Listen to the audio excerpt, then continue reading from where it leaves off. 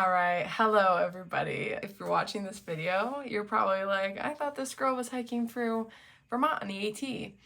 I was hiking through Vermont on the AT. So I'm here to tell you what the heck happened and why I'm not on trail anymore.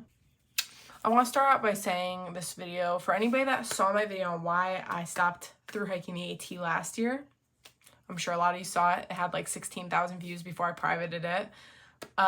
Just a disclaimer, this is not anything like that situation. None of this that I'm about to talk about with you was mental. It was literally physical stuff that happened. Yeah, but I figured, considering I got 5 vlogs out and that was it, and then they're just gonna stop, I figured we'll just talk about it.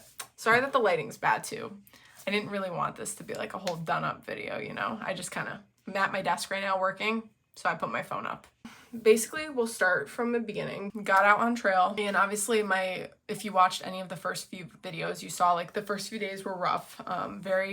We were doing like between 12.5 to 14 miles a day. Very, very muddy, but like expected. We knew that's how it was gonna be. And usually you could avoid most of it by like rock and root jumping. But then we started pretty much when like a huge storm was coming through, and it was actually such a bad storm in Connecticut that it flooded the Southbury and Oxford area, and because the Housatonic River goes through there, and it like literally flooded so bad a couple of people lost their lives.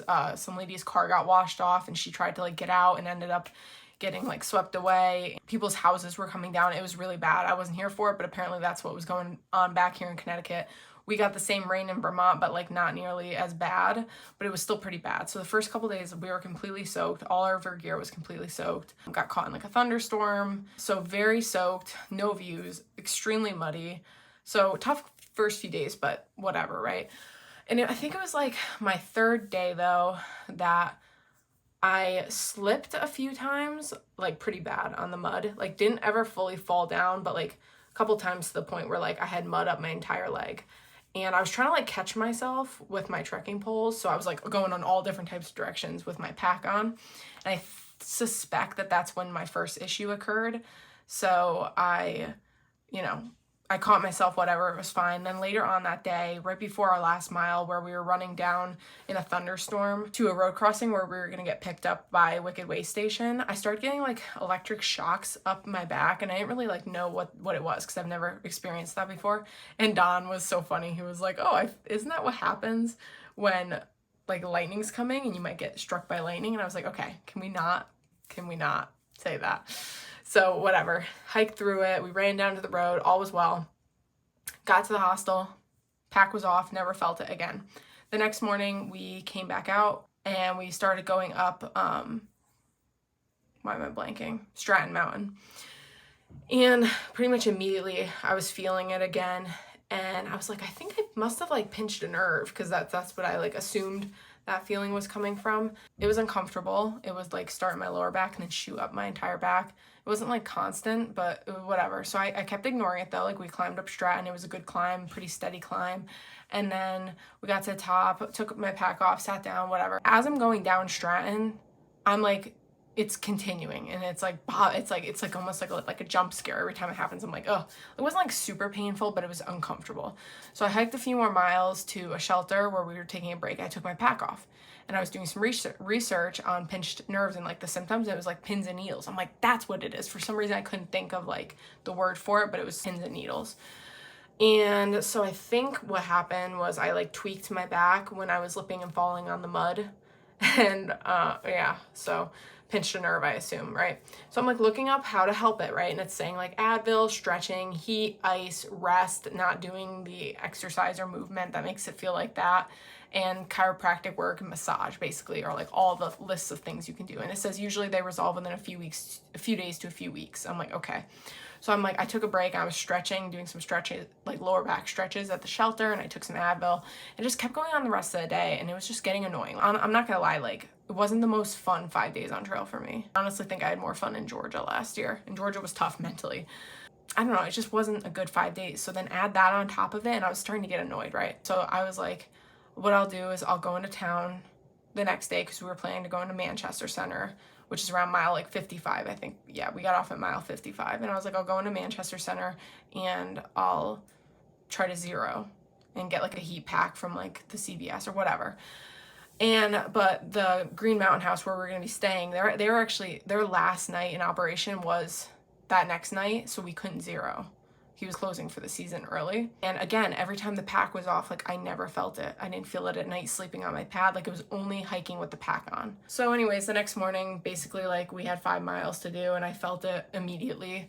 And it got so bad at one point that it shot up my entire back and I had to take layers off anyway. So I took my pack off to take layers off and I still felt it.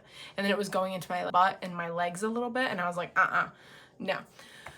So I made the decision to get picked up. Instead, I showered at Green Mountain House, but I didn't end up staying there overnight. I made the decision to come home, I figured, for a couple of nights because I only live 2.5 hours from Manchester Center in Vermont. So I didn't want to spend a ton of money zeroing. The only other place I could have zeroed in Manchester Center was called the Pinnacle Lodge. It's supposed to be beautiful, but it's like $135 a night. I did not want to spend the money to zero there when I lived 2.5 hours away. So Hunter came and got me after work, brought me home. I scheduled a chiropractor appointment. I scheduled a massage. I was not doing anything. I started out with icing my back and then I was putting heat on it. I determined that I think the hip belt being tightened against my back was putting pressure on that nerve and sending the pins and needles up my back. I ended up separating from Don, my hiking partner. He, I think, was like, oh, I'll keep going up the long trail if we split up. He didn't like that idea though, because neither of us wanted to do the long trail alone though, because the northern part is like very rugged and can be steep and rocky and dangerous in certain parts. And like I said, it's a little more remote, like not crazy remote. It's not like the CDT, but a little bit. So neither of us wanted to do that alone. So we had to split up, right? He didn't want to come home for the few days, but he had decided that because we're splitting up, he decided that he was going to keep going up the AT. So we split up, right? So I came home, I did all that stuff, hit the chiropractor, hit the massage, doing the ice and the heat, didn't work, exercise or do anything on it really. I walked, but I didn't hike. My plan was, I think I got home on a Wednesday night. My plan was to head back out Monday and I was going to try to cover some more miles at least because my friend Romy had time off from work and we were supposed to meet on the trail anyways. So I still wanted to do that with her because I enjoy hiking with her. So that Monday this past Monday, I was supposed to go back out with her and we were going to hike for 4 days together. So I was probably going to hit close to the main junction, which is mile 105 of the long trail and of the AT in Vermont if you're going Nobo. And I wasn't sure, honestly, if I was going to go to New Hampshire because I really just wasn't, something about it, I was a little discouraged by the whole back thing. I had only taken off a month from work, so already the back thing set me back from actually hiking the long trail because I needed the entire month to give myself time to take zeros and for if I slowed down in the north and Neros. People could do it in less than a month, 100%. People have done it in 2 weeks, but they're cranking 16 to 20 miles a day on the long trail. And it's a hard trail, especially as you get up north. That's really hard. I even talked to a guy that was doing it and he said he didn't do anything that close to 15 in the north. I've heard PCT and CDT hikers are humbled when they do the long trails. So I wanted the full month to enjoy it. I'm not one to crank miles. I was gonna go back out with Romy, but what ended up happening, and I don't know if this was a sign I shouldn't have gotten on the trail, but Saturday night I got stomach sick, which was a few days after I got off the trail. I don't think it was correlated to being on the trail in terms of noro or anything, just because the incubation period is usually less. Ask me how I know, because I have a phobia of throwing up, so I'm nuts with that, which was really weird to me because I was just sick back in June, and that's a whole other thing. Never in my life have I been stomach sick this often, but anyways, that happened. And I just know my body, and I know, even with AT hikers that I've heard that have gotten sick on trail, they usually have to take a few zeros. When you get stomach sick, your stomach doesn't immediately, even if you feel better, your stomach doesn't recoup immediately. For me, usually it takes at least 5 days to get my appetite back and be feeling better everywhere, So that happened, and I was supposed to go out the next day. I was like, that's definitely not happening. I'm not going out, and I don't know if my back ever got better either. I never put a pack on, but I assume it did. I haven't felt the pins and needles since, and I did everything they said to do and took the time. So I assume it probably got better, but unfortunately, I got sick. So honestly, part of me wondered if it was Giardia, because I did take water quite a few times from places near beaver bogs, but I filtered with my Sawyer, and when I filter with my Sawyer, I do it on an angle so that I'm not putting the bag right over the bottle, so I don't think any drops of water should have gotten on there. And Don seemed fine, and he got most of his sources from the same spots as me. But Giardia, apparently the state of Vermont is the top state with like the highest Giardia transmission or something like that. So I thought it could be that at first, but I don't think so, just because it's been getting better on its own, and supposedly Giardia takes weeks to get better on its own without antibiotics, and a lot of times you need antibiotics, and apparently you feel worse before you get better. So I don't think it's that, but that thought did go through my head. It was either from food or a little bug or something else from the water. I don't really know, but I'll never know. Whatever.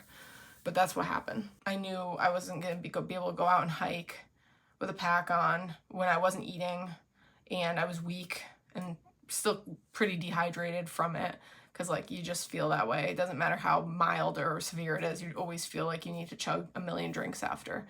So I just was like, I wouldn't have been able to go out for a few days anyways. And then by that point, Romy would be getting off, and I'd just be getting back on, discouraged as hell because I was just sick and my back was screwed up and I lost my hiking partner and my plans changed and whatever. And I just wasn't feeling like I wanted to go back out and do the rest of it alone. I had a rough start. Something did not want me to be out on the trail. So basically, due to time constraints and the two physical things that happened to me, got off trail. So to make myself feel better, and it's kind of scary to me, I'm a little nervous. I'm very nervous actually, but I'm excited. I booked a flight to Colorado for next week. And I'm going to be hanging out with my friend and his family that live out there and hiking, hopefully, as long as I don't get altitude sickness too bad. And I'm excited. And it's a different experience for me. You know, this past couple of years I've just been so focused on like long distance backpacking, let's get the 18 miles and blah blah. But like I found myself abandoning other things I enjoy doing, even just like outside of hiking. But like I love the idea of like traveling to different states, especially going out west. That's what I'm doing with the rest of my time off from work. And that is the sad story of what happened. I've never actually had physical stuff take me off trail. In Georgia, I was experiencing really bad knee pain. That was actually from an injury I had already. So that wasn't great. On my long section last year, I had bad foot pain until I got inserts, but you just hike through it. But the back thing was like the pins and needles were driving me up a wall. And so yeah, that is my unfortunate tale. Sorry to disappoint, but what are you gonna do? And yeah, thank you guys for watching and watching my Vermont videos and being very nice in the comments. Wish I could have kept vlogging that for you, but stuff happens. So I will see you guys in the next video. Bye.